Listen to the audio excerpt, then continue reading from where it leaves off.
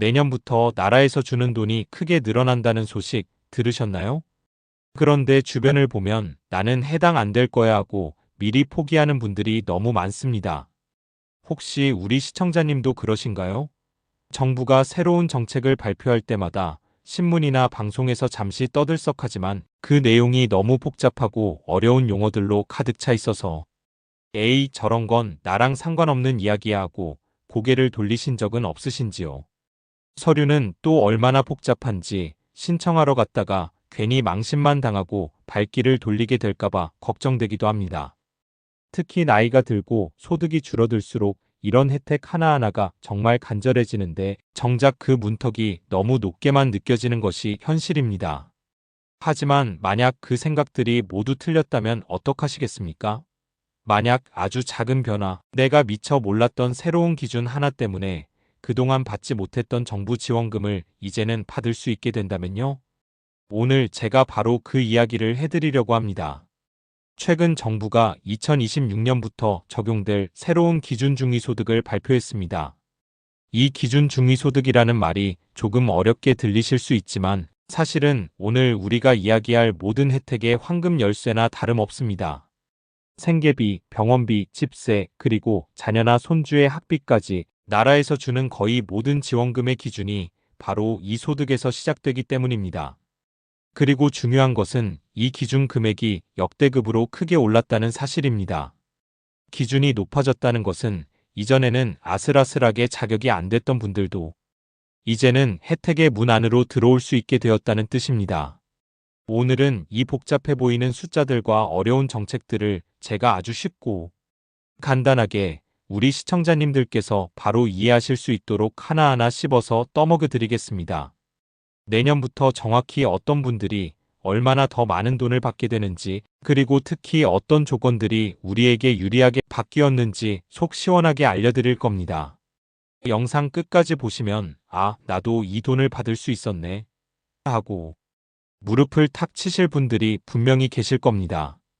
특히 자녀가 2명 이상이거나 작은 화물차로 일하시는 분들, 그리고 34세 이하 자녀나 손주를 두신 분들은 오늘 내용이 그야말로 돈이 되는 정보이니 절대 놓치지 마십시오. 오늘 이 영상 하나로 그동안 놓치고 살았던 내 권리를 되찾고 팍팍한 살림에 큰 보탬이 될 귀한 정보를 얻어가시길 바랍니다. 안녕하세요. 돈이 되고 살이 되는 알짜배기 정보들만 알려드리는 자유인 채널입니다. 자, 그럼 가장 먼저 기준 중위소득이라는 것이 도대체 무엇인지부터 쉽고 간단하게 짚고 넘어가 보겠습니다. 말이 조금 어렵지만 개념은 아주 간단합니다. 대한민국에 사는 모든 가구를 소득이 가장 적은 집부터 가장 많은 집까지 순서대로 한 줄로 쭉 세웠다고 상상해 보세요. 이때 정확히 한가운데 딱 중간에 위치한 가구의 소득을 바로 기준 중위소득이라고 부릅니다. 말하자면 대한민국 전체 가구 소득의 평균이나 중심이라고 생각하시면 쉽습니다. 정부는 왜 이 중간 소득을 중요하게 볼까요? 바로 이 소득을 기준으로 삼아서 이보다 적게 버는 가구들에게는 나라에서 도움을 주어야 한다고 판단하기 때문입니다. 즉, 각종 복지 혜택을 받을 수 있는 사람과 없는 사람을 나누는 기준선의 역할을 하는 셈입니다. 그런데 이 기준선이 바로 내년부터 크게 올라갑니다. 2026년 기준 중위소득은 1인 가구, 즉 혼자 사시는 분의 경우 월 256만 원으로 결정되었습니다. 올해와 비교하면 무려 7.2%나 오른 금액입니다. 두 분이 함께 사시는 2인 가구는 월 419만 원, 세 분이 사시는 3인 가구는 월 535만 원, 그리고 네 분이 사시는 4인 가구는 월 649만 원으로 정해졌습니다. 이 숫자들을 다 외우실 필요는 없습니다. 가장 중요한 것은 이 기준선 자체가 전반적으로 크게 높아졌다는 사실입니다. 문턱이 높아진 만큼 더 많은 사람들이 그 문턱 아래로 들어와 혜택을 받을 수 있게 된 것입니다. 정부의 발표에 따르면 이렇게 기준이 올라가면서 당장 생계급여만 하더라도 수급자 수가 약 4만 명이나 더 늘어날 것이라고 합니다. 그 4만 명 중에 바로 우리 시청자님이 포함될 수도 있다는 이야기입니다. 그럼 이 기준선을 가지고 실제로 내가 어떤 혜택을 받을 수 있는지 알아보겠습니다. 정부의 지원은 크게 네 가지 기둥으로 이루어져 있습니다. 바로 생계급여, 의료급여, 주거급여, 교육급여입니다. 각각 먹고 사는 문제, 아플 때 병원 가는 문제, 사는 집 문제, 그리고 자녀 교육 문제를 도와주는 제도들입니다. 이 네 가지 혜택은 모두 기준 중위소득을 바탕으로 하지만 각각의 문턱 높이는 조금씩 다릅니다. 가장 문턱이 높은, 즉 가장 받기 어려운 혜택은 바로 생계급여입니다. 매달 현금으로 생활비를 직접 지원해주는 제도이기 때문입니다. 생계급여를 받으려면 내 소득 인정액이 기준 중위소득의 32%보다 낮아야 합니다. 그 다음은 의료급여로 병원비 부담을 크게 덜어주는 혜택입니다. 의료급여의 기준선은 기준 중위소득의 40%입니다. 세 번째는 주거급여로 월세나 집수리 비용을 지원해주는 제도이며 기준선은 48%입니다. 마지막으로 교육급여는 자녀나 손주의 학비를 지원해주는데 기준선이 50%로 가장 낮아서 네 가지 혜택 중에서는 가장 받기가 수월합니다. 자, 그럼 이 비율들을 실제 돈으로 환산해서 내 소득과 직접 비교해 보실 수 있도록 알기 쉽게 풀어드리겠습니다. 여기서 소득인 정액이라는 말이 나오는데 이건 단순히 내가 버는 월급이나 연금뿐만 아니라 내가 가진 재산, 집, 땅, 자동차, 예금 등까지 소득으로 환산해서 더한 금액을 말합니다. 계산법이 조금 복잡하니 일단은 내 한 달 총소득과 비슷하다고 생각하시고 들어보시면 이해가 빠르실 겁니다. 우선 혼자 사시는 1인 가구를 기준으로 살펴보겠습니다. 내 소득인 정액이 월 82만 원보다 적다면 당신은 생계급여를 받으실 수 있습니다. 만약 82만 원은 넘지만 102만 원보다는 적다면 아쉽게도 생계급여는 못 받지만 병원비 걱정을 덜어주는 의료급여는 받으실 수 있습니다. 또 102만 원은 넘지만 123만 원보다 적다면 의료급여는 안 되지만 월세를 지원해주는 주거급여는 가능합니다. 그리고 123만 원은 넘지만 128만 원보다 적으시다면 주거급여는 어렵더라도 자녀나 손주가 학생일 경우 교육급여는 받으실 수 있습니다. 이해가 되시나요? 내 소득이 이 기준선들 중 어디에 해당하는지에 따라 받을 수 있는 혜택의 종류가 달라지는 것입니다. 예를 들어 혼자 사시는 박 할머니의 소득인 정액이 매달 90만 원이라고 해봅시다. 박 할머니는 생계급여 기준인 82만 원보다는 소득이 많으니 생계급여는 받으실 수 없습니다. 하지만 의료급여 기준인 102만 원보다는 소득이 적지요? 그러니 병원비 혜택을 받으실 수 있는 겁니다. 뿐만 아니라 주거급여 기준인 123만 원, 교육급여 기준인 128만 원보다도 소득이 적으니 월세 지원과 교육비 지원도 함께 받으실 수 있습니다. 즉 소득이 90만 원인 박 할머니는 생계급여를 제외한 의료, 주거, 교육급여 세 가지 혜택을 모두 누리게 되는 것입니다. 그럼 4인 가구의 예를 한번 들어볼까요? 아빠, 엄마, 그리고 자녀 2명으로 이루어진 김씨네 가족의 소득인 정액이 월 300만 원이라고 가정해 보겠습니다. 4인 가구의 생계급여 기준은 기준 중위소득의 32%인 약 207만 원이고 의료급여 기준은 40%인 약 259만 원입니다. 김씨네 가족의 소득 300만 원은 이 두 기준을 모두 넘기 때문에 생계급여와 의료급여는 받을 수 없습니다. 하지만 주거급여 기준은 기준 중위소득의 48%인 약 311만 원입니다. 김씨네 소득 300만 원은 이 기준보다 낮죠? 따라서 김씨네 가족은 주거급여, 즉 월세 지원을 받을 수 있게 됩니다. 당연히 기준선이 더 낮은 교육급여도 함께 받을 수 있고요. 이처럼 기준 중위소득이 전반적으로 오르면서 이전에는 아무런 혜택도 받지 못했던 가구들이 이제는 주거급여나 교육급여라도 받을 수 있는 기회가 활짝 열린 것입니다. 이제부터는 네 가지 급여가 각각 내년에 어떻게 바뀌고 우리에게 어떤 실질적인 이득을 주는지 하나하나 자세히 들여다보겠습니다. 가장 먼저 우리 살림에 직접적으로 현금을 보태주는 생계급여부터 시작하겠습니다. 생계급여는 말 그대로 최저생활을 유지하기 어려운 분들에게 정부가 매달 부족한 생활비를 채워주는 제도입니다. 모든 사람에게 똑같은 금액을 주는 것이 아니라 보충해주는 방식입니다. 이게 무슨 말이냐면 정부가 정해놓은 생계급여 선정 기준액에서 우리 집이 소득 인정액을 뺀 만큼만 현금으로 통장에 넣어준다는 뜻입니다. 예를 들어 혼자 사시는 1인 가구의 2026년 생계급여 선정 기준액은 약 82만 원입니다. 만약 이 어르신의 소득 인정액이 한 푼도 없는 0원이라면 정부는 82만 원을 그대로 다 채워드립니다. 정확히는 82만 556원을 드리는데 이것이 내년에 1인 가구가 받을 수 있는 생계급여의 최대 금액입니다. 만약 이 어르신께 매달 30만 원의 기초연금이 소득으로 잡힌다면 어떻게 될까요?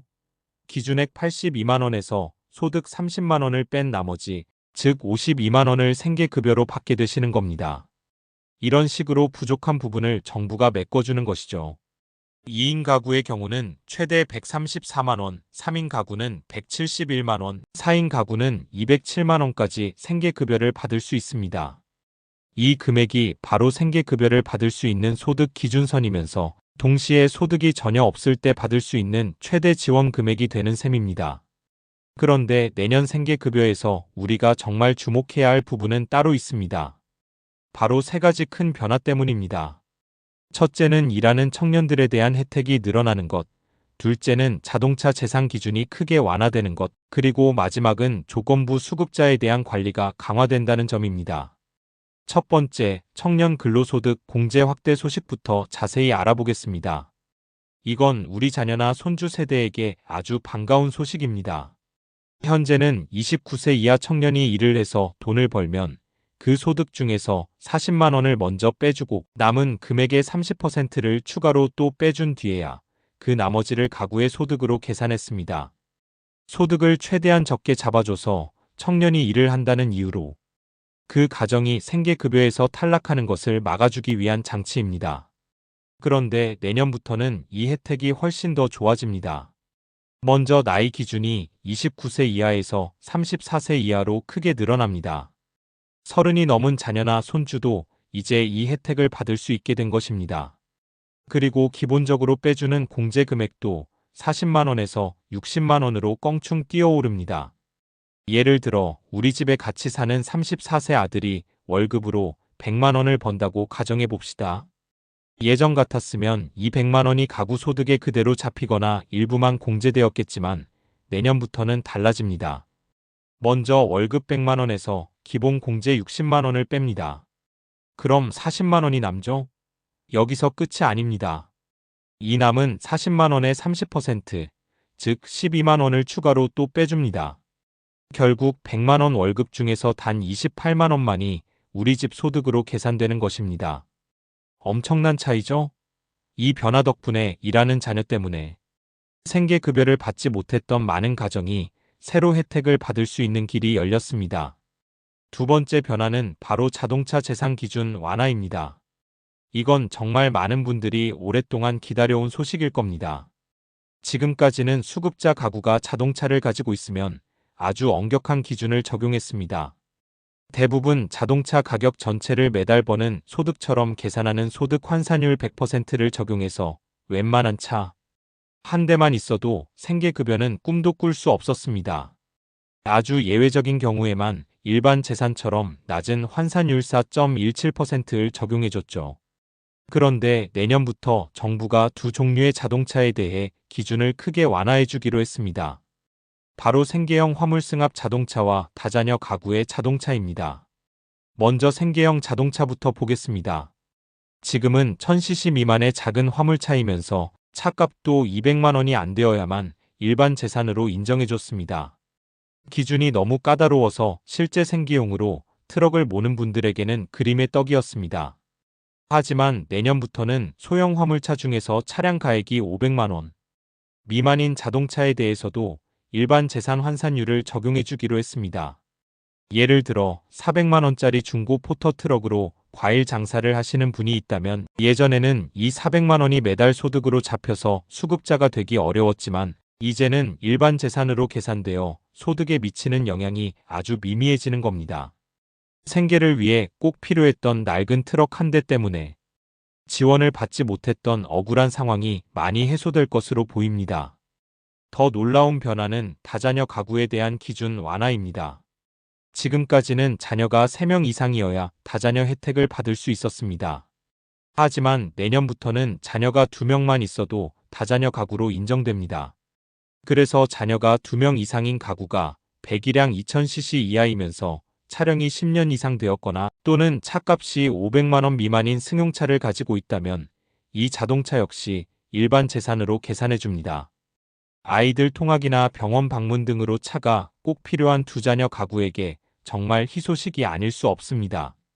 마지막 세 번째 변화는 조건부 수급자 관리 강화입니다.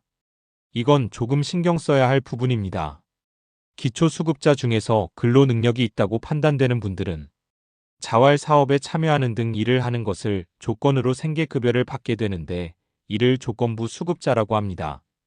정부는 내년부터 이분들이 조건을 잘 이행하고 있는지, 즉 맡은 일을 성실하게 하고 있는지를 지금보다 더 철저하게 확인하겠다고 발표했습니다.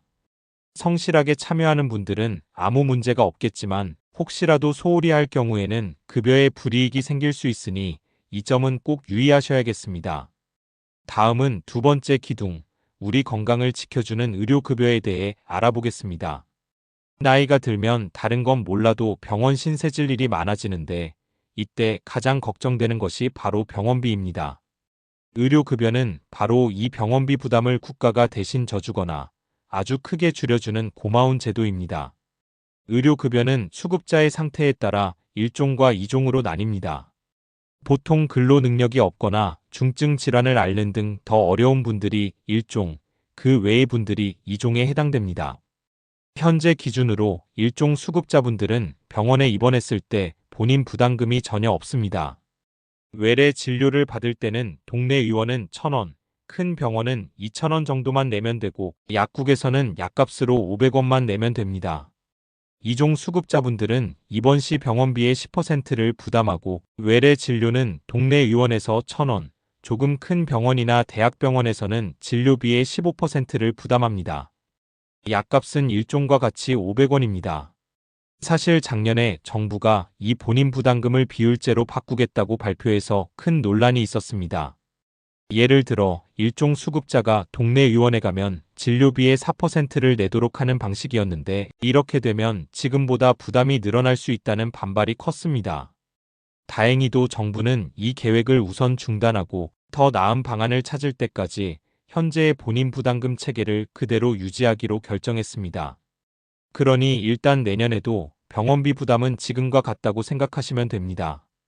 다만 앞으로 논의 결과에 따라 또 어떻게 바뀔지는 모릅니다. 우리 자유인 채널은 앞으로도 어르신들에게 도움이 되는 정보를 최대한 빠르게 만들고 싶습니다. 그리고 여러분이 도울 수 있는 방법은 몇 초만 시간을 내어 아래로 스크롤하여 댓글을 남기고 이 비디오에 좋아요를 누르고 아직 구독하지 않으셨다면 구독하고 이 비디오를 SNS에 공유하거나 단체톡 같은 친구들의 모임에 공유하는 것입니다. 정말로 여러분의 몇 초가 생각보다 훨씬 더 큰 도움이 됩니다. 감사합니다. 그런데 내년 의료급여에서 새로 생기는 중요한 제도가 있습니다. 바로 과다 외래 이용 관리 제도입니다. 이건 1년 동안 병원 외래 진료를 365번을 초과해서 즉 하루 평균 한 번 이상 이용하는 분들에 대해 본인 부담금을 30%로 높인다는 내용입니다. 물론 이건 정말 극소수의 경우에만 해당되는 이야기입니다. 더 중요한 것은 몸이 아파서 병원에 자주 가야만 하는 분들께는 불이익이 없도록 예외 조항을 두었다는 점입니다. 암과 같은 중증 질환을 앓는 산정특례 대상자, 중증장애인, 아동, 임산부 같은 분들은 이 기준을 적용받지 않습니다. 또한 의사가 판단하기에 의학적으로 치료가 꼭 필요해서 병원을 자주 방문하는 경우에도 예외로 인정해주기로 했습니다. 그러니 아파서 병원 가는 것까지 걱정하실 필요는 전혀 없습니다. 그리고 의료급여에서 가장 중요하고 많은 분들께 희망을 드릴 만한 변화가 바로 부양의무자 기준 완화입니다.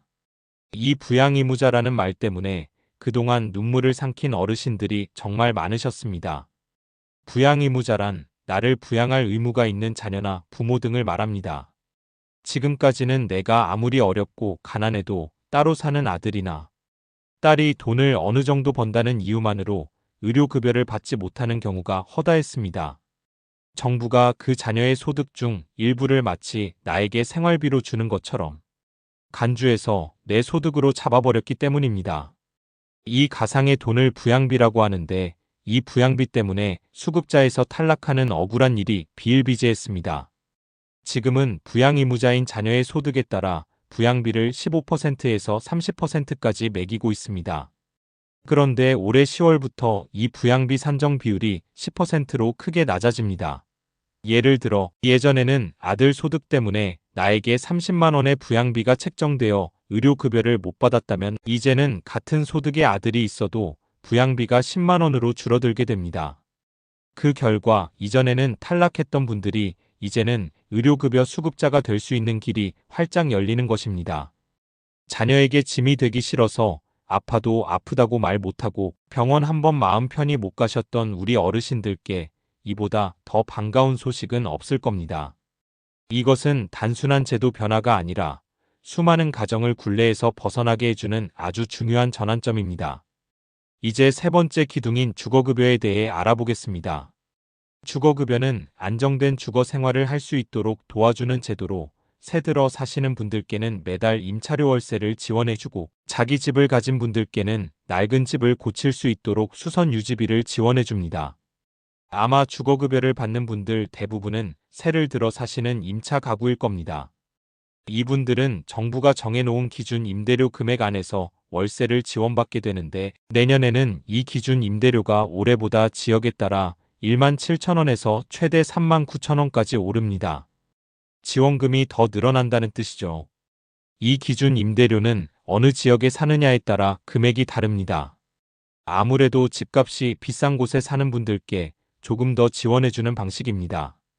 예를 들어 혼자 사시는 1인 가구를 기준으로 볼 때 땅값이 가장 비싼 서울 1급지에 사시는 분은 한 달에 최대 36만 9천원까지 월세를 지원받을 수 있습니다.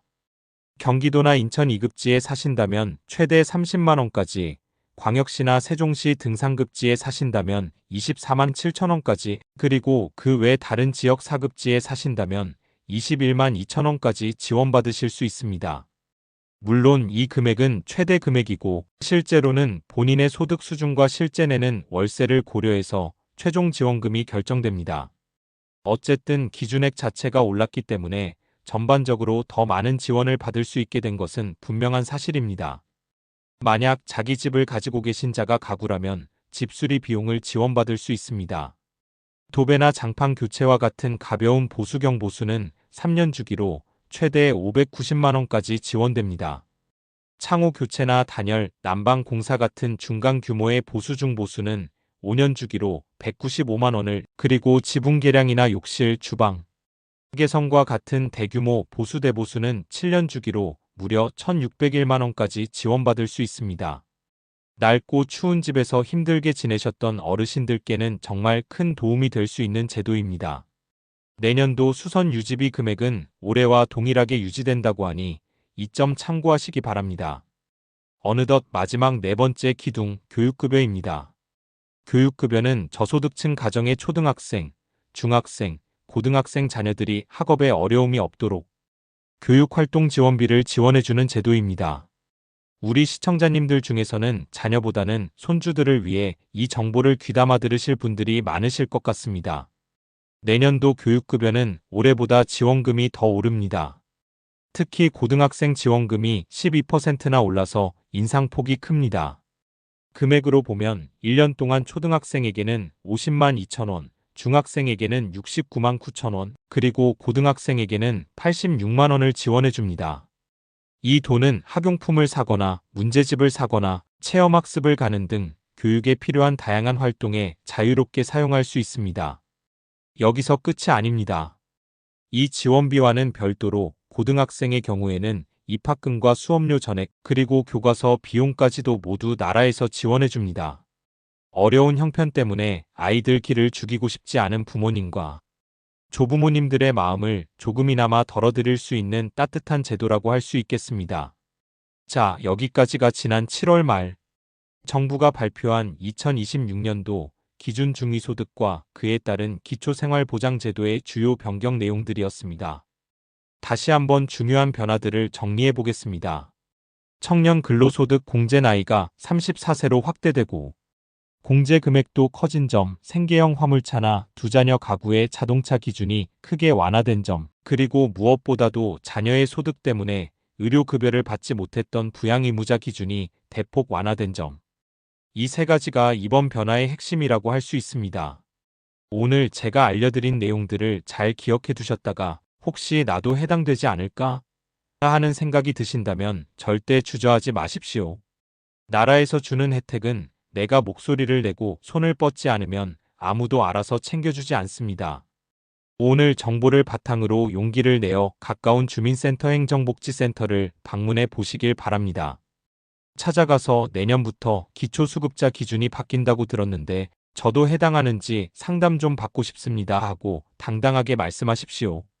그것이 바로 우리가 마땅히 누려야 할 권리를 찾는 첫걸음입니다. 오늘 내용이 현재 기초수급을 받고 계신 분들, 그리고 새롭게 수급자가 되기를 희망하는 모든 분들께 조금이나마 도움이 되었기를 진심으로 바랍니다. 다음에 더 유익하고 알찬 정보로 다시 찾아뵙겠습니다. 끝까지 시청해주셔서 감사합니다.